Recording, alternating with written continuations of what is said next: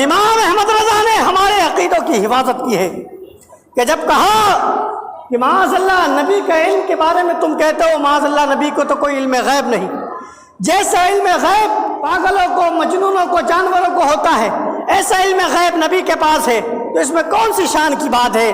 پھر آگے سے ان لوگوں نے کہا کہ نبی کے پاس معاذ اللہ اتنا علم نہیں جتنا شیطان کے پاس ہے۔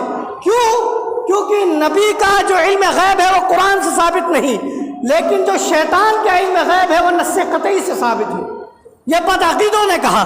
تو امام احمد رضا خان فاضل بریلوی علیہ رحمت و رضوان فرماتے ہیں کہ گلہ نہیں مجھے مرید رشید شیطان سے، گلہ نہیں مجھے مرید رشید شیطان سے کہ وہ اس کے وسعت علمی کا لاغ لے کر چلے۔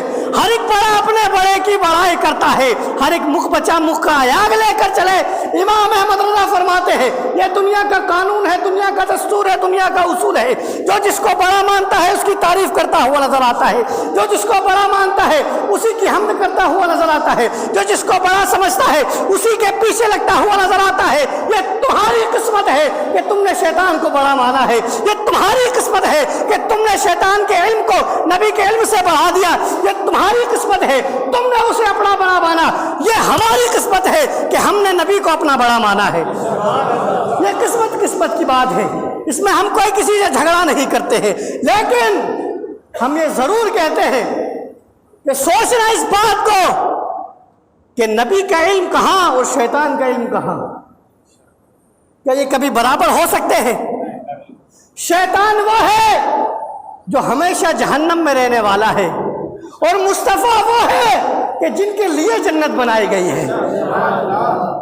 شیطان وہ ہے کہ جو لوگوں کو راہ راست سے بھٹکاتا ہوا نظر آتا ہے، مصطفیٰ وہ ہے جو بھٹکے ہوئے کو راہ راست پر لے کر آتے ہیں۔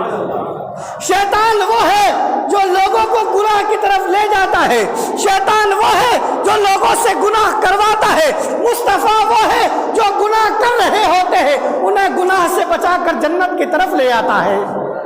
تو شیطان اور مصطفیٰ میں برابری کیسے ہو سکتی ہے؟ تو جو برابری کر رہے ہیں وہ سمجھ لے کہ کس کو اپنا بڑا مان رہے ہیں۔ امام احمد رضا خان فاضل بریلوی علیہ رحمت و رضوان کی شخصیت وہ شخصیت ہے کہ جو اس دور کے اندر محتاج تعارف نہیں۔ ان کی شان بیان کرنا ایسا ہی ہے جیسے سورج کے سامنے چراغ کو روشن کر دینا۔ آپ یہ نہ سوچیں کہ ہم امام احمد رضا کی بات کر رہے ہیں تو امام احمد رضا کی بات ہو رہی ہے، نہ اللہ تبارک و تعالیٰ کی بارگاہ میں اور مصطفیٰ کی بارگاہ میں امام احمد رضا اتنا مقبول ہے کہ اس رب نے ہر ایک سنی کی زبان پر امام احمد رضا کا نام جاری کر دیا ہے۔ یہ عشق مصطفیٰ کی بات ہے۔ آخر وجہ کیا ہے؟ وجہ یہ ہے کہ جب کبھی بھی امام احمد رضا نے بات کی ہے تو مصطفیٰ کی بات کی ہے۔ کبھی امام احمد رضا نبی علیہ الصلوۃ والسلام کی نگاہوں کی بات کرتے ہوئے نظر آتے ہیں، اس طرف اٹھ گئی دم میں دم آ گیا، جس طرف اٹھ گئی دم میں دم آ گیا اس نگاہ عنایت پہ لاکھوں سلام۔ کبھی امام احمد رضا نبی کے لب مبارکہ کے بارے میں فرماتے ہیں کہ پتلی پتلی گلے قدس کی پتیاں، ان لبوں کی نزاکت پہ لاکھوں سلام۔